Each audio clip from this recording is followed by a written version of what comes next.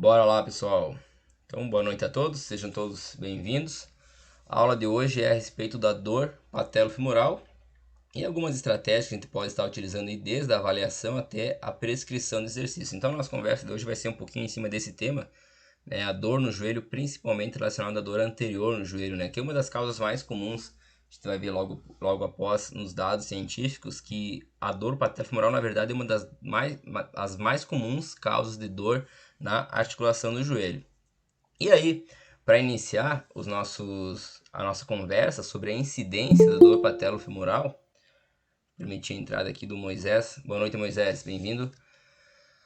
A respeito da incidência da dor patelofemoral, eu trouxe essa primeira revisão sistemática, que é de Smith e colaboradores. Então, os autores fizeram aí uma pesquisa no campo científico, né? Identificando vários estudos a respeito do tema. E eles observaram que foram encontrados 7.746 artigos, ou seja, é um número alto de informação, um número alto de publicações a respeito do tema. Então, né, nas diferentes bases de dados que eles utilizaram, eles acabaram encontrando esse N aqui de estudos, né? Então, 7.746 estudos. Então, percebam como realmente é um número bem expressivo de estudos, ou seja, é um assunto de bastante interesse dentro do campo científico, e ainda assim, vocês vão ver que nós temos várias lacunas abertas, ou seja, tem respostas, aliás, tem perguntas que ainda não foram obtidas respostas. Por exemplo, qual que são todas as possíveis causas de dor patelofemoral, assim como o tratamento, qual que é a melhor forma de tratar, se o tratamento precisa ser local ou precisa ser global, enfim. Nesse sentido, então, os autores acabaram excluindo alguns artigos que não convinham com a proposta dessa revisão e foram elegidos, então, depois para inclusão apenas 23 estudos. Então, percebam que de um N de 7.746, apenas 23 tinham qualidade suficiente ou condiziam com o que os autores queriam por estudo.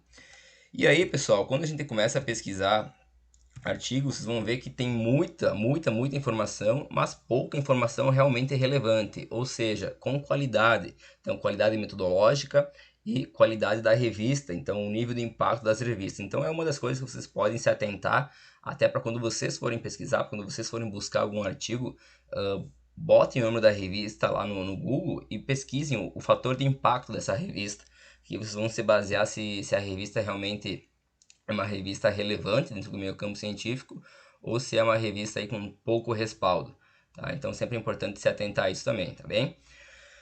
Como eu falei, como eu vinha comentando, então lá no início, a dor patelofemoral é uma das formas mais comuns da dor no joelho ser expressa, né? Então a dor patelofemoral, a dor anterior no joelho, está bem presente, cerca de 15 a 45% das causas de dor no joelho condizem ou são problemas na dor patelofemoral, a dor anterior no joelho.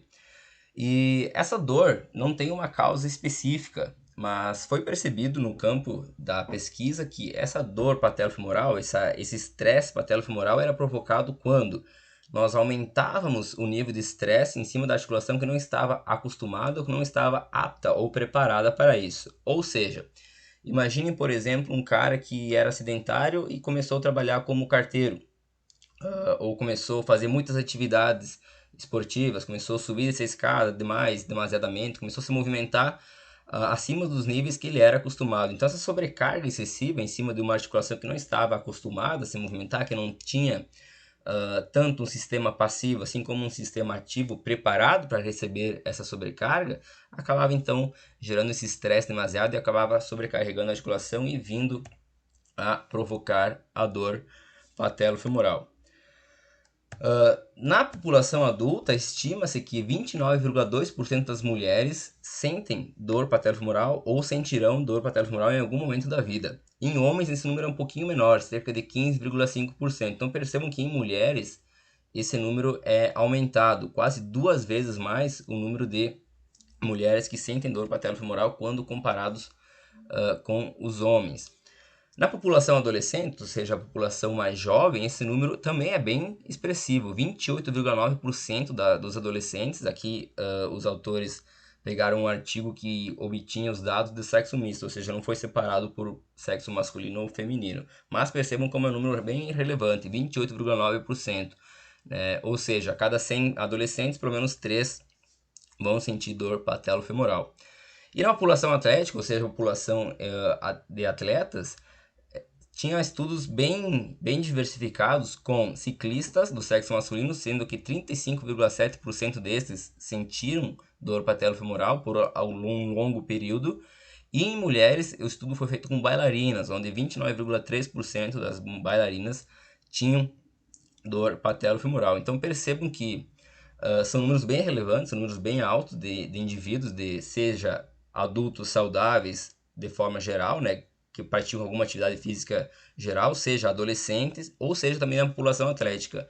Então, os indivíduos que sofrem essa dor são desde adolescentes, desde adultos saudáveis, praticantes de atividades físicas gerais, assim como a população atlética. Então, por isso que a literatura vem se preocupando com com entender um pouquinho mais sobre as causas da dor patelofemoral. E aí, quando a gente começa a entender que esses números são bem relevantes sobre a dor patelofemoral, nós também começamos a nos preocupar com quais são os fatores de risco que podem estar provocando aí a dor patelofemoral. Antes de continuar, boa noite, professor Gustavo, boa noite, Cristiano, sejam bem-vindos. Sobre os fatores de risco, então, nós temos um artigo bem recente de Martinelli e colaboradores que tentou investigar se a queda do arco plantar, ou seja, esse desalinhamento do pé, tinha alguma correlação com a dor patelofemoral.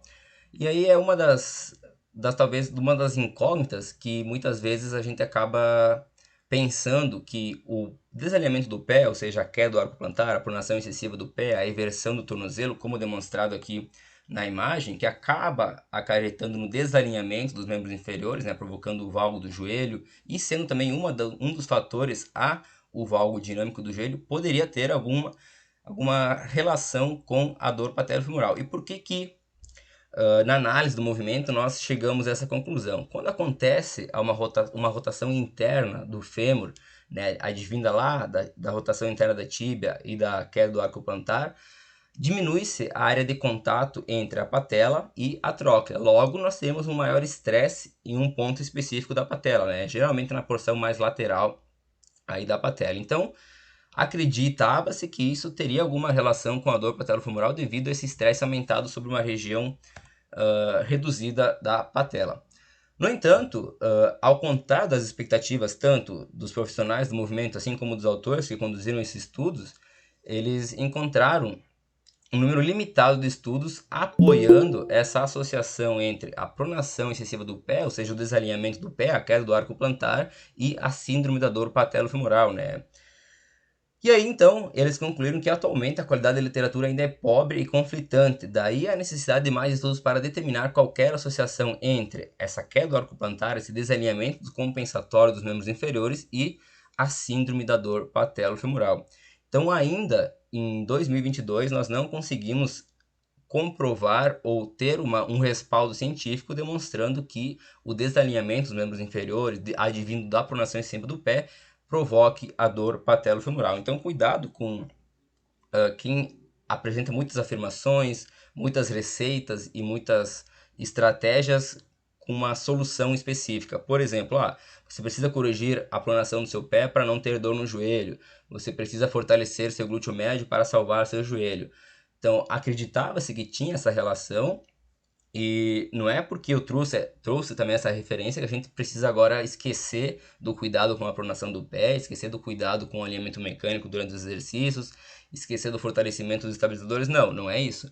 É apenas uma forma de eu estar demonstrando para vocês que não tem ainda um respaldo científico sobre comprovando que o desalinhamento dos membros tem alguma relação com a causa da dor anterior do joelho. Ainda sobre os fatores de risco, então, uma revisão sistemática de Neal e colaboradores buscou também investigar, dentro da literatura científica, quais que são os maiores fatores de risco à dor patelofemoral, já que a gente viu na revisão sistemática anterior sobre o desalinhamento do pé e a dor patelofemoral que não havia correlação. Então, qual seria a possível correlação? Então, mais uma vez, esses autores também encontraram um N bem alto de artigos que avaliaram ou tinham alguma pesquisa sobre a dor patelofemoral.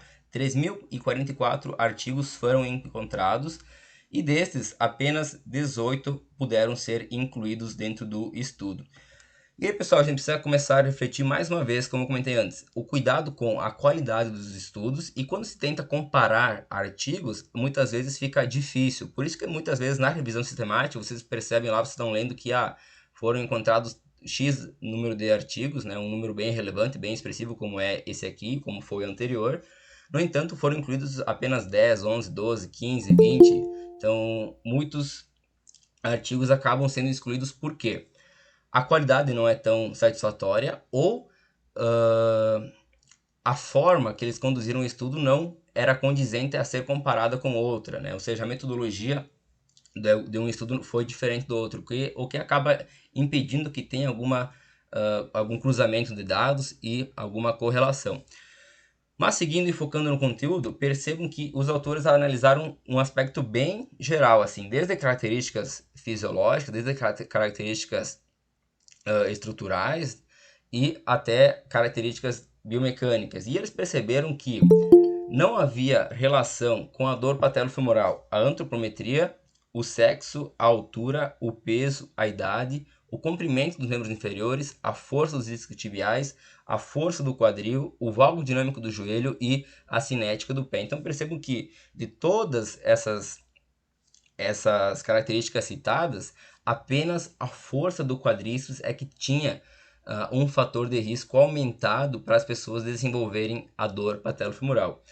E aí, se a gente for parar para pensar e analisar na função do quadríceps sobre a articulação do joelho, nós conseguimos ter um olhar mais aprofundado e perceber que principalmente o vasto medial tem um papel de estabilização medial da patela, ou seja, se a gente analisar a articulação do joelho aqui e conseguir compreender que o vasto lateral traciona a patela lateralmente, o vasto intermédio juntamente com o resto femoral traciona a patela superiormente e o vasto medial traciona a patela medialmente, nós conseguimos criar uma visão biomecânica, uma visão cinesiológica de que o quadríceps sim é o principal estabilizador da patela, tanto por estabelecer, só permitir mais uma entrada, tanto por estabelecer uma maior área de contato da patela com a tróclea, tanto para manter a melhor estabilização da patela no centro da tróclea. Ou seja, se nós obtivermos um desequilíbrio ou uma fraqueza do quadríceps, nós permitiremos que a nossa patela fique menos estabilizada sobre a tróclea. No entanto, se o quadríceps for mais fortalecido ou mais forte,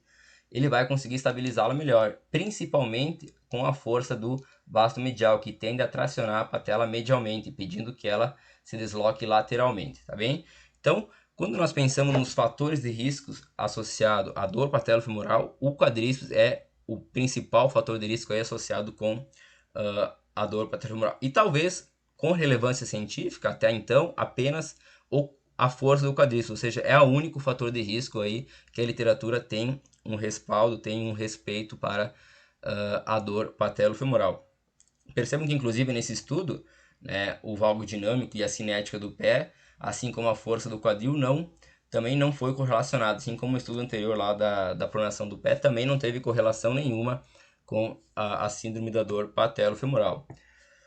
Pessoal, saindo agora dos dados relacionados à incidência da dor patelofemoral, assim como das causas que podem levar à dor patelofemoral, nós chegamos aí no tratamento. Bom, se nós já temos que a fraqueza do quadríceps é o principal motivo, então nós precisamos fortalecer esse quadríceps. E como é que a gente vai fortalecer?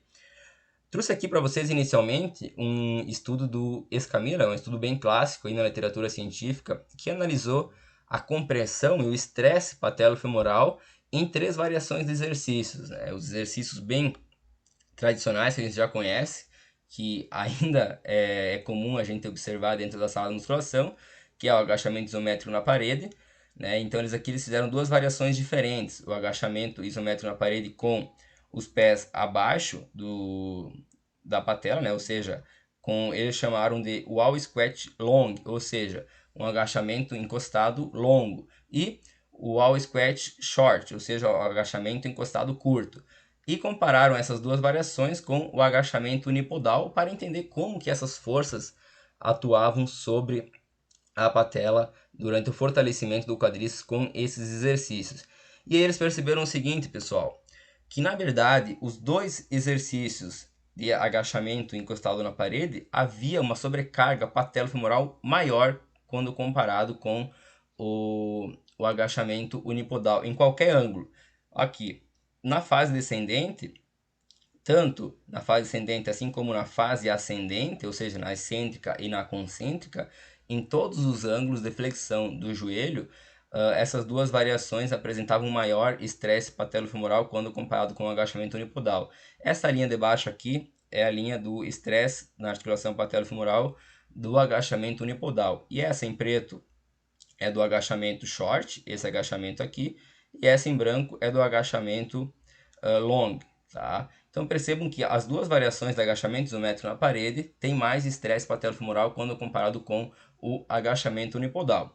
E ainda, além disso, os autores então concluíram que, na tentativa de reduzir esse estresse patelofemoral, era melhor a gente trabalhar com amplitudes mais reduzidas, ou seja, de 0 até próximo de 50 graus, que é onde nós tivemos um menor estresse patelofemoral. Daqui de 50 graus em diante, até próximo de 90, onde seria o pico de estresse patelofemoral, então nós teríamos um aumento desse estresse gradativo em qualquer variação de exercício. Portanto, teoricamente, seria ruim para o tratamento dessa síndrome da dor patelofemoral.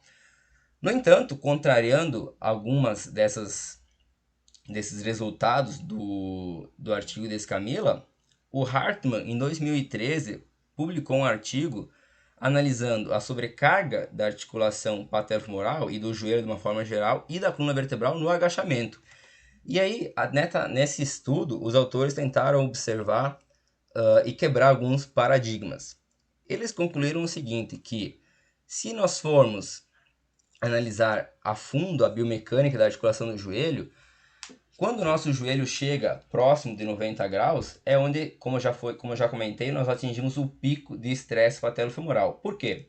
Nós temos o tendão patelar que fica tracionando a patela para baixo e o tendão do quadríceps que fica tracionando a patela para cima. Então, essa força resultante bem horizontal acaba aumentando esse estresse patelofemoral, né? Ou seja, aumenta o estresse entre a tróclea, a porção retropatelar da tróclea e dos côndilos femorais.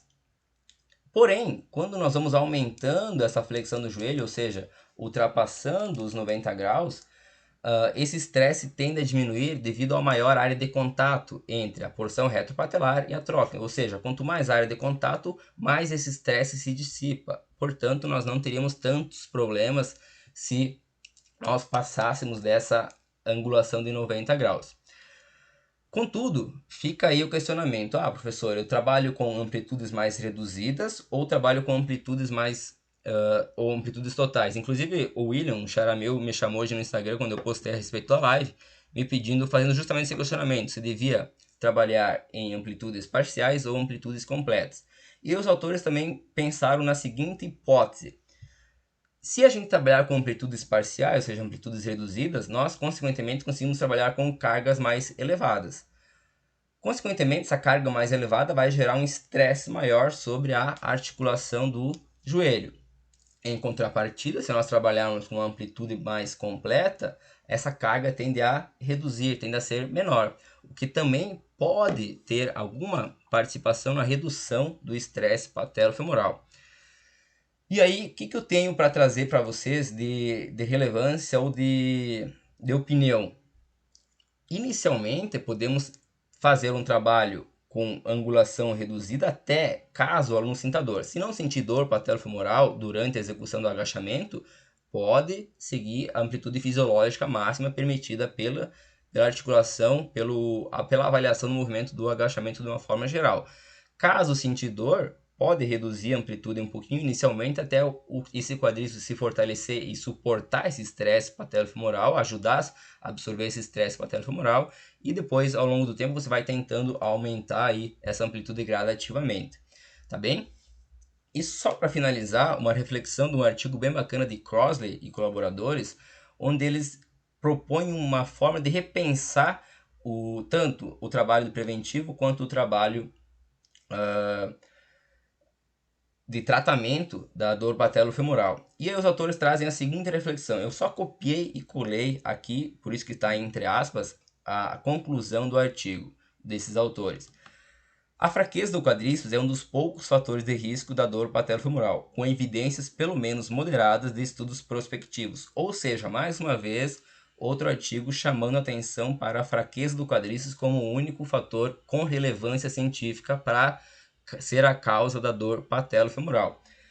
Contudo, o desafio de gerenciar a dor patelofemoral é refletida pela falta de diretrizes clínicas baseadas em evidências. O consenso internacional e as evidências atuais recomendam a terapia por exercícios, ou seja, a literatura científica recomenda os exercícios físicos, o fortalecimento para prevenir a dor patelofemoral, com foco no fortalecimento do quadril e joelho, como uma pedra angular para a redução da dor patelofemoral. Então, embora ainda não se tenha essa clareza de que o desalinhamento dos membros inferiores e o valgo dinâmico tenha alguma relação com a dor patelofemoral, alguns estudos, mesmo que com baixa qualidade, têm demonstrado o seguinte, que fortalecer os músculos do quadril pode ter alguma contribuição, ainda que não se altere a mecânica do movimento, por exemplo, não se mude por completo a cinemática do movimento, o desalinhamento dos membros inferiores, eles podem ter alguma contribuição na funcionalidade e na redução das dores. Por isso que os autores trazem essa proposta de continuar esse trabalho global, não focar somente no local. Embora, lembre-se sempre que o local, nesse caso, é o foco, é o alvo do tratamento. E que talvez repensar essas abordagens de regerenciamento, além da terapia de exercícios, para incorporar o retreinamento do movimento, a educação e os aspectos psicossociais. Então, isso fornecerá caminhos potenciais para melhorar os resultados para os pacientes com dor patelofemoral. E aí, os autores finalizam justamente com uma das principais lutas atuais da literatura com relação a tratamento de dor, que é os fatores biopsicossociais e a educação com o movimento fora do treino. Por quê? É uma das coisas que eu bato muito no pé com os meus clientes e sempre relembro a todos os profissionais, todos os estudantes da educação física, que é o nosso trabalho 2 vezes por semana, 3 vezes por semana, não vai ser suficiente para tratar todos os problemas do cliente. Ele precisa compreender como que ele deve se movimentar fora da academia, como que ele deve fazer as atividades laborais dele da melhor forma possível, então reduzindo esses estresses demasiado por movimentos repetitivos inadequados. Então é importante educar o paciente a como se movimentar fora do treino também, não somente dentro do treino. E alertar a busca por ajuda, né, para tratar esses fatores biopsicossociais, esse medo do movimento, esse medo da dor. Então, sempre tentar quebrar, né, esse paradigma, essa visão que o cliente tem que talvez se movimentar vai doer, porque ele está acostumado a subir, descer a escada, sentir dor patelofemoral. Quando ele for agachar lá junto com você na academia, ele vai lembrar, isso está gravado, está linkado na cabeça dele, que se ele dobrar o joelho, se ele flexionar o joelho, isso vai doer, isso vai aumentar o estresse, isso vai sobrecarregar a articulação do joelho, isso vai provocar dor. Então ele foge desse movimento. Então é importante a gente tentar quebrar aí esse medo dele treinar, esse medo dele se movimentar, para que ao longo do tempo ele comece aí a fortalecer o quadríceps e evoluir do quadro de dor patelofemoral. Então, para finalizar, sempre que a gente pensa em tratamento da dor patelofemoral, em exercícios, não existe um exercício específico e único, assim como uma receita de bolo para qualquer trabalho. Então, eu trouxe aqui algumas estratégias, algumas indicações para vocês, que é a primeira, não menospreze exercícios, por mais que o exercício pareça simples demais ou fácil, talvez é o que o cliente pode te oferecer naquele momento. Então, encaixe os exercícios de acordo com a necessidade de cada cliente, não menospreze aquele determinado exercício. Critique a sua própria escolha e a montagem dos programas de treinamento que vocês fizeram. Afinal de contas, é a única forma que vocês vão conseguir de tentar ter uma resposta de que isso foi eficiente ou isso está sendo bem conduzido, foi a melhor escolha ou não. Então, sempre que vocês vão escolher exercício, selecionar exercício, montar um treino, pensem, repensem e façam essa autocrítica. Então, revejam os conceitos, buscam entender os porquês, por que você está selecionando esse exercício e não o outro, ou por que tal a forma de fazer agachamento e não outra variação. Então isso é fundamental para vocês notarem a necessidade do cliente em evoluir o movimento. E uma frase que eu sempre utilizo em todas as minhas falas, que é a necessidade e a importância da forma que vocês conseguirem aplicar na realidade de vocês. Eu sempre digo isso. Não precisa fazer exatamente como eu faço, exatamente como o fulano faz, exatamente como o professor que vocês acompanham na rede social faz, mas de alguma forma vocês precisam compreender como vocês poderão fazer a avaliação, a individualização desse trabalho do cliente de vocês para que vocês assim nunca limitem o treinamento dele. Então sempre pensem nessa seguinte frase: avaliar, individualizar, mas nunca limitar. Pessoal, acredito que o que eu tinha para passar para vocês hoje era isso. Fica aqui agora aberta a sala para a gente conversar um pouquinho mais, discutir, enfim, ouvir de vocês as dúvidas, a prática de vocês, o que vocês têm para comentar, o que vocês, se já tiveram algum caso, quiserem expor aí alguma informação, quiserem expor um caso prático, alguma opinião, fiquem à vontade.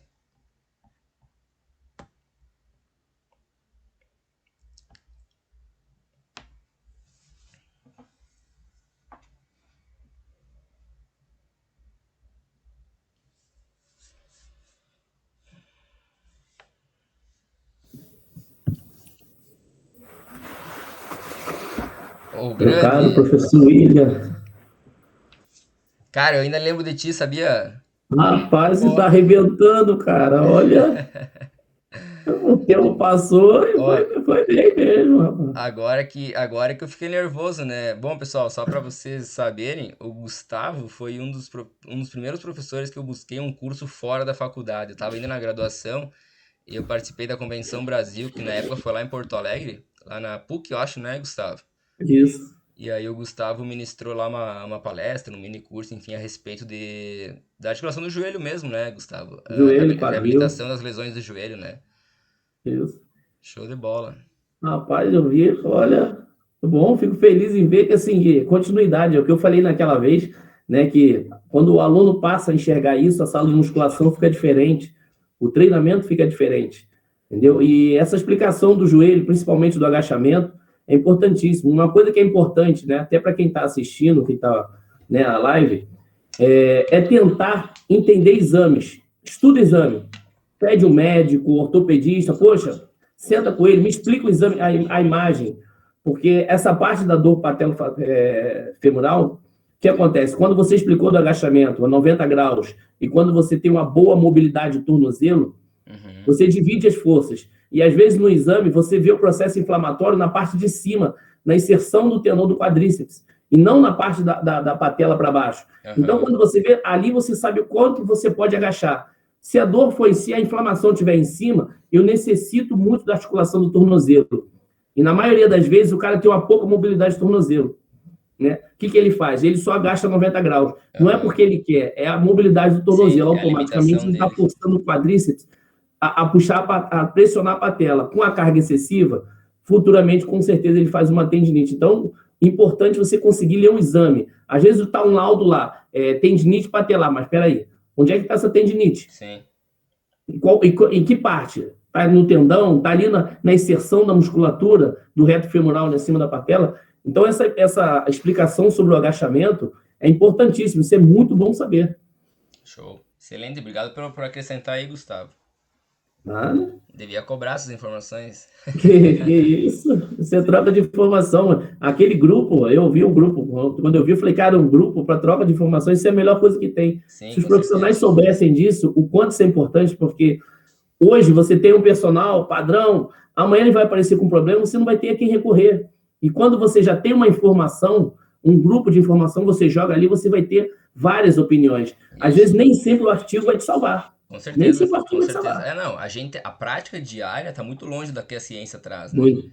Então, às vezes, criar essa conexão, conseguir compreender a informação que está escrita aqui no artigo, no outro artigo que você leu, ou na explicação que você viu Isso. numa aula, num vídeo curso, alguma coisa, e você colocar isso na prática é totalmente diferente, né? Então, Muito. como você comentou, pode ser que tenha algum cliente que vai agachar 90 graus e vai ser limitada essa amplitude dele devido a um problema lá no pé, porém você viu no artigo que não tem relação alguma, né? A relação que o Não, artigo trouxe foi a força do quadríceps. Mas o que está sim, provocando essa fraqueza do quadríceps? Entende? Então tem que tentar, talvez, às vezes, por isso que eu digo, às vezes trazer essa prática é difícil, né, de colocar em é prática difícil. a parte teórica, Você tem né? que praticamente, quando você acha um problema, por exemplo, principalmente joelho, você tem que cortar o aluno em três. Você Com tem que ir no certeza. tornozelo, tem que ir no quadril e o próprio joelho. Com Né? certeza O é. agachamento é um problema sério. O agachamento. As articulações de ligação com a articulação do joelho é bem difícil, né? Que tem Muito sofre muita difícil. influência e força divina tanto de descendente, né? Assim como O, ascendente. o agachamento, ele como um aluno com desordem, né, de força muscular, até pelo próprio a parte do isquiotibial, que é importantíssimo no agachamento, que as pessoas negligenciam, né? Porque ele freia, praticamente ele freia. Então, se você vai agachar, aí eu quero agachar fundo e não tem um posterior bom, isso aí pode ter Um certeza que suporte. amanhã sua lombar ela vai te dar o resultado, ela vai te cobrar. Então, às vezes, você coloca um aluno para agachar, não para do lado dele para ver postura, para ver a parte mais fraca, ou seja, eu geralmente, às vezes, eu recomendo lá na academia, nos professores, começa no leg, vamos trabalhar a parte da lombar separado, porque isso aí pode sobrecarregar o joelho, porque ele às vezes não tem um tornozelo bom, não tem uma mobilidade de quadril boa, você não Uhum. sabe o quanto ele consegue agachar, vai fazer o tilt, né? Então, isso é importantíssimo, essa anamnese. Por isso que aí, quando eu vi o grupo, eu falei, cara, isso aí é excelente, Sim. né? Não, é Aí essa é a eu fui ideia mandando o mesmo, né? link, Integrar aí o pessoal, né? é até bom assim, por exemplo, agora o pessoal participar, que cada um com certeza vai ter um caso. Entendeu? Então, Claro, abrir portas assim é importantíssimo. com certeza. Não, essa é a ideia, né? Porque muitas vezes até mesmo para nós, né? Instigar a buscar alguma coisa, instigar a Tá, ler mano. alguma coisa diferente, buscar informação com outras pessoas, né? Então é importante para todo mundo aí. Com certeza quem mais que cresce somos nós. Somos nós. Vamos ver se vai aparecer alguém. Show, vamos ver. Vamos lá. Bora lá, pessoal, sem medo. É complicado. Às vezes o cara fica assim, pô, eu vou perguntar uma coisa tão simples. Não, cara, não existe Não simples. Pode existe pergunta perguntar. simples. Tem alguma dúvida, tem que tirar. Porque dali a gente vai Quem quiser puxando pode colocar no coisa. chat também aí, pode ficar à vontade. É. Deixa eu ver se tem alguma coisa. Não. Mas é interessantíssimo essa parte. Ó, cadeira extensora. A Carla é a estagiária na academia que eu atendo lá, Gustavo. Uhum. Carla, é importante sempre, eu sempre digo que não é que o exercício é proibido, né? Não é que o exercício não pode ser realizado. Mas tem que tentar levar em consideração o porquê que está sentindo dor. Por exemplo, pode ser que talvez a cadeira extensora só esteja potencializando um estresse que você já tenha em cima da sua articulação patelofemoral em outros movimentos, como por exemplo subida e escada constante, que é o nosso caso aí na academia, que tem bastante subida e descida de andares, né? Então a gente acaba provocando esse estresse acentuado. E a cadeira extensora acaba aumentando ainda mais, né? E diferente dos outros exercícios, né? Por exemplo, que o agachamento ali isométrico na parede do artigo de Escamilla demonstrou que a 90 graus acontece o pico, né?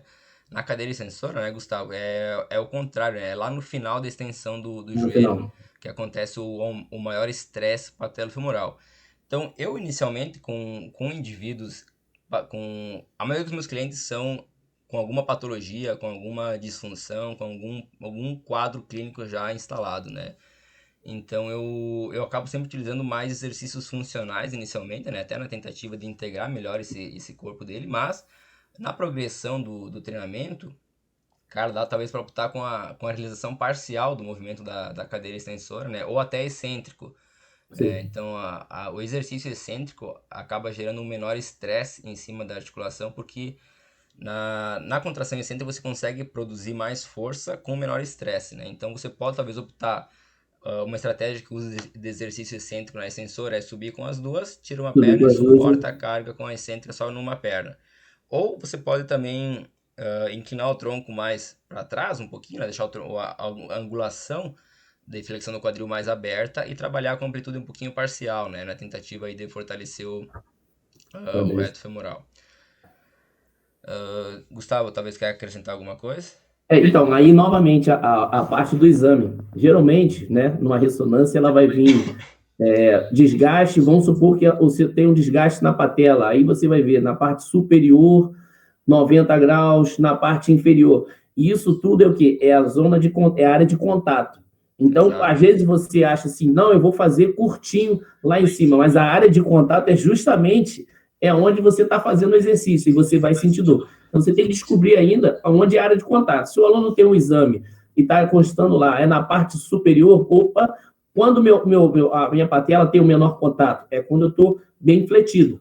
Então, eu posso trabalhar o início do ângulo. Se você tentar fazer uma extensão completa, automaticamente vai aumentar essa área de contato, que pode ser onde está a inflamação, o desgaste, e é onde está a irregularidade, né? Gustavo, Onde ela corre talvez só para fora do complementar para o cílio. pessoal entender, sempre que a gente vai flexionar o joelho, como por exemplo no agachamento, ó, percebam que a patela tende a deslizar para baixo.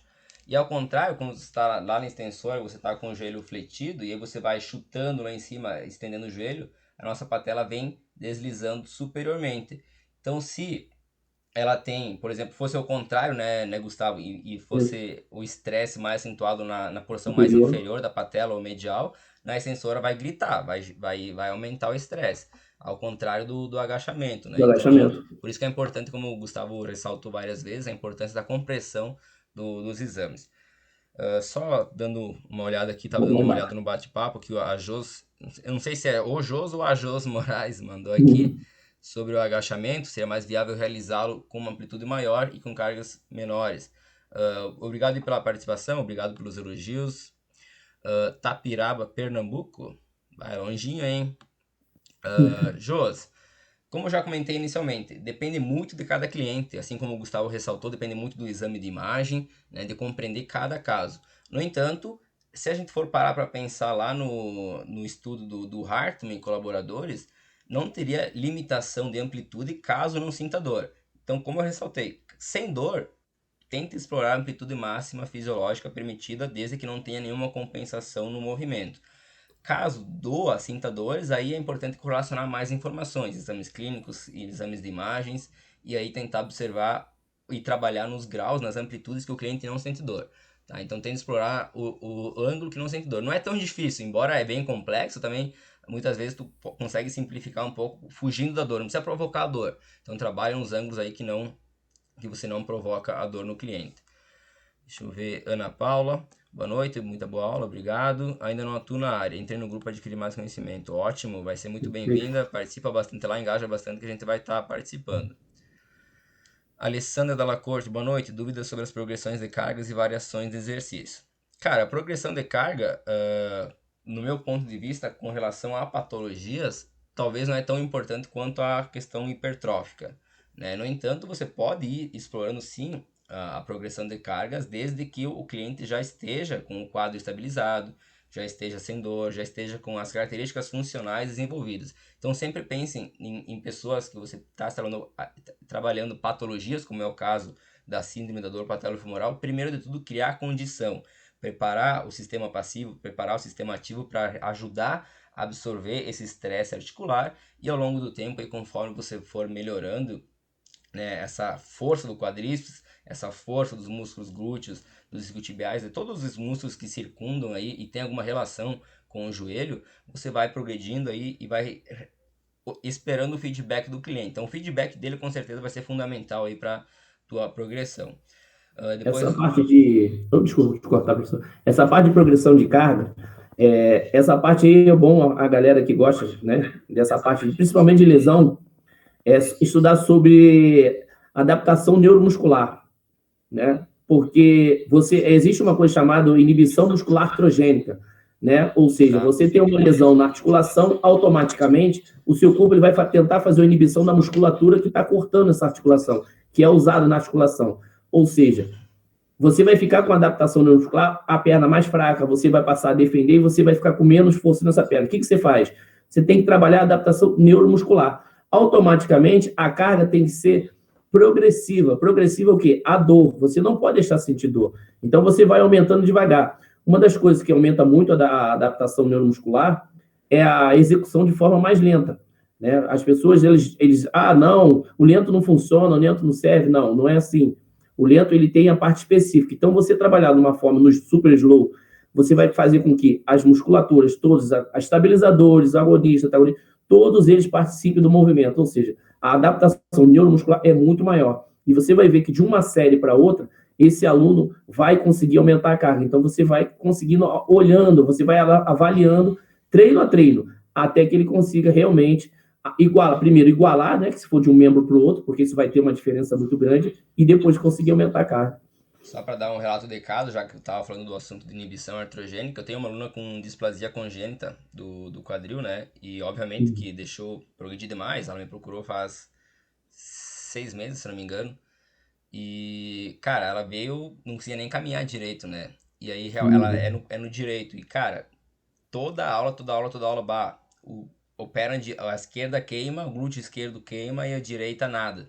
Nada. Então, realmente, como na prática você observa que essa inibição é bem presente, né, em indivíduos que têm muita dor, principalmente, né? E outra. Adelair é minha aluna de consultoria. Obrigado, Não, Adelair. Boa sorte aí, bons estudos. Aproveita o curso, aproveita aí a interação e para colocar em prática com a nossa consultoria. Ela é minha aluna de consultoria e está iniciando a boa. graduação. Excelente, Adelair. Parabéns. Muito Bem-vinda. bom. Boa noite, Ilho. Boa noite. Boa noite, Tudo bem? Cleison. Tudo bem? Tudo bem? Não leva mal, sou bastante tímido, tenho bastante vergonha, mas vou tirar uma dúvida, hein? Tipo, Pode. seguinte, eu trabalho numa academia aqui em Sertão e tem idosos, né? Só que eu percebo que tem muitos idosos que têm muito desgaste na articular, no joelho principalmente, né? E além de ter esse desgaste, o que eu percebo, será que é bastante indicado, às vezes, começar a fazer agachamento com peso corporal, fazer até amplitude de que não sinta desconforto, mas normalmente, vamos supor, tem um idoso lá que tem, tipo, ele tem labirintite em primeiro lugar, né? Junto. Só que daí ele faz o agachamento e a gente bota uma cadeira para ele sentar e faz o agachamento. Vai Certo. fazendo um movimento devagarzinho. E assim mesmo, às vezes ele tem um pouquinho de dor. Mas a gente vai continuando mesmo assim, sabe? Só se ele tiver com muita dor, a gente para. É correto ou não? Então, nessa forma que eu tenho bastante dúvidas sobre Tá. isso. Não, Com idosos, nessa parte. obrigado pela pergunta aí, Cleison. Cara, a princípio, como tudo que foi discutido até então, não tem o certo e errado e não tem Uhum. o ideal, tá? Então, cara, se o seu idoso vai se sentir bem, vai conseguir entender a mecânica do movimento num agachamento guiado, num aparelho que guia o agachamento para ele, ou com a própria cadeira, assim como você comentou, é uma estratégia super interessante, é uma estratégia válida e deve ser utilizada. Sempre digo que o professor que acompanha o cliente, o professor que entende e sabe do contexto do cliente, é o único que tem a capacidade de dizer se o exercício X vai ser bom ou não vai ser bom. Tá? Então, talvez a gente olhando de fora, olhando à distância, às vezes a gente julga com muito preconceito em cima do trabalho, da escolha do professor. Então, e principalmente idosos, cara, o que que acontece? O Gustavo depois pode acrescentar, nós temos 8 minutos aqui para terminar, o Google Meet vai acabar derrubando.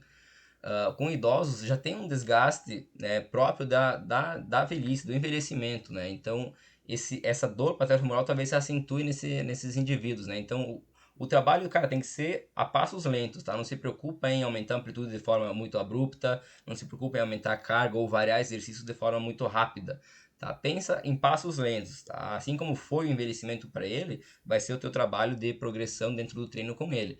Tá? Se você achar interessante e você perceber que ele consegue utilizar e fazer a mecânica do movimento adequado do agachamento com a cadeira, excelente, cara, não tem problema nenhum.